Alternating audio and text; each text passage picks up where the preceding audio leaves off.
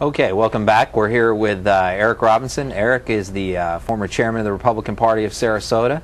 We recently had an election, and you've taken yourself out of that now to move on to greener pastures. Yes, I'd rather watch my son run to first base than watch another politician run for office.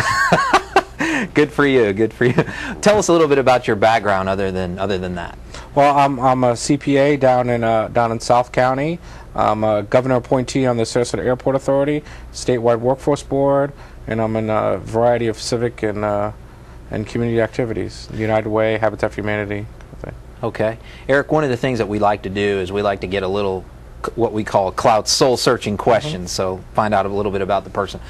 Why don't you tell us about a famous person or somebody in history that you'd most like to have dinner with?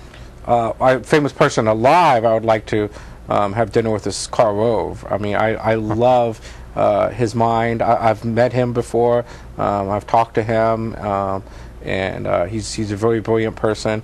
I like the winning the election part of it more so than policy. That's why I'd like to talk to Karl Rove. Strategy stuff. Strategy stuff. Yeah.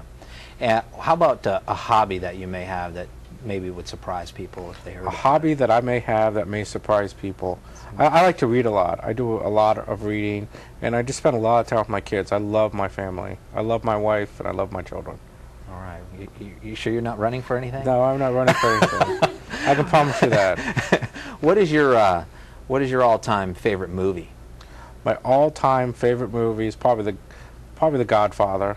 Yeah, me too. I like that. Yeah, there's a lot of stuff that you could use in politics, and there's a way of life in there, so at a certain, level. Except you can't probably whack your opponents or anything like that. Right. But keeping things within the family and that kind of thing. Right. What about your favorite restaurant in Sarasota? Well, my favorite restaurant is probably Valenti's down in Venice, and Bella Luna's down in Venice. It's great because Bella Luna's is like a coffee shop down in Venice. You can sit there and you can find out everything that's going on in the city of Venice just by sitting in Bella Luna's. Really? The mayor will come in, community leaders will come in. I mean, everybody from all walks of life come in and meet in Bella Luna's, and you can see all your friends and find out what's going on and catch up. That's the great thing about living in a small town like Venice, is Bella Luna. Okay. Well, there you go. We learned something there. How about your, what kind of music do you like? Favorite band?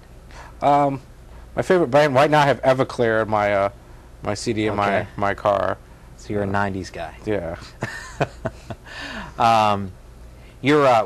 What years were you chairman of the Republican Party of Sarasota? I was chairman for the past 2 years. Before that, I was vice chairman.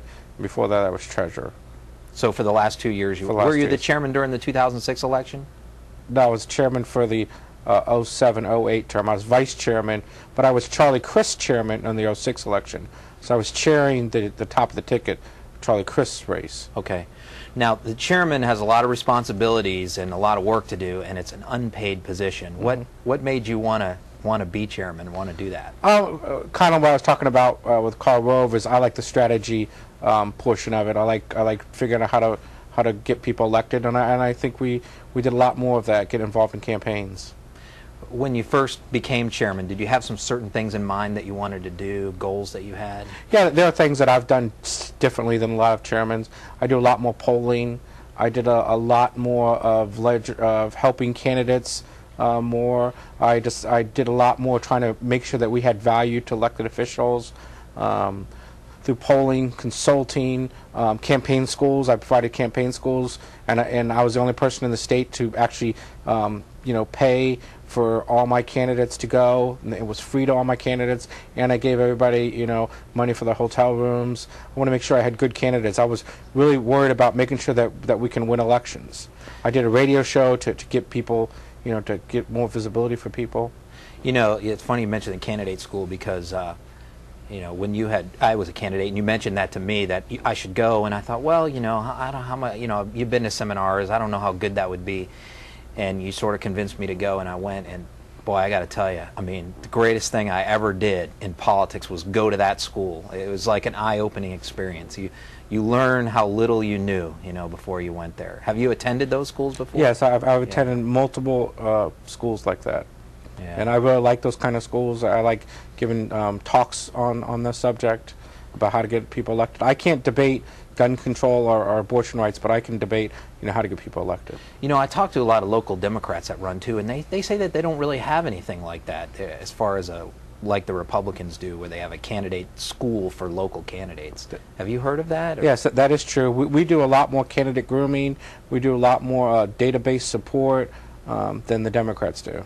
That may account for why we do well in local races. Mm-hmm. And statewide. I want to ask you a little bit about the 2006 congressional primary. It was very kind of a bloody kind of primary and very contentious, and it probably accounted for the close race that we had in the general election. What did you think about that primary coming out of it? Obviously, we didn't have that problem again in 2008, but what were your thoughts on that race? I thought that we didn't come together as much as we should, and I use that as a learning tool for when the 08 election, to make sure that we all came together and move forward, so that the 08 election wasn't going to be divisive as the 06. We had the potential for that in the state senate race with Nancy Dieter and Mike Grant, two really good candidates, but it just seemed like that kind of rancor never materialized in that race. Was there anything going on behind the scenes that kind of kept that to a minimum? Yes, there was a lot of things going on behind the scenes in that race. That race had more things going behind the scenes. That one, the county commission race, the two races had a lot of things going on behind the scenes. Where you were trying to lean on both candidates not to go negative? Yeah, in the Senate seat, they were told what would happen if they had gone negative on each other, and that was enough to maintain everybody in check. This year, really kind of for the first time, the Democrats fielded a real strong slate of candidates, or I should say a full slate of candidates for the first time. Did that surprise you, or did you kind of see that coming? Oh, I love the fact that they did that. What it did was it dissipated the support.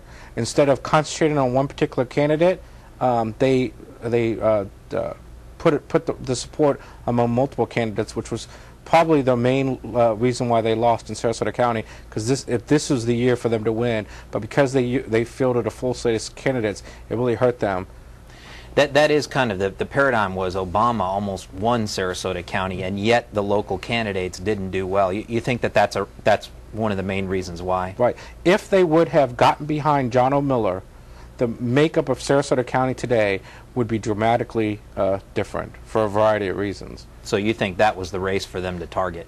John O'Miller's, if they would have gotten behind John O'Miller's and they would have won that county commission race, that would have been devastating to the Republican Party. The anti-growthers had made strides in petitions, they had made strides in city races, and there was a lot of people that were backing off from the Republican candidates and were backing John O'Miller because they said, listen, the tide has turned, the pendulum has swung, Republicans had your chance. We need to, back a winner because we're going to have to do business with him. We don't like him, but we're going to have to do business with him. So people were donating money to him. He raised 6 figures. Carolyn Mason only raised 20. And we had to say, wait a minute, we can beat this. And we were able to, every newspaper, a lot of associations all backed John O'Miller.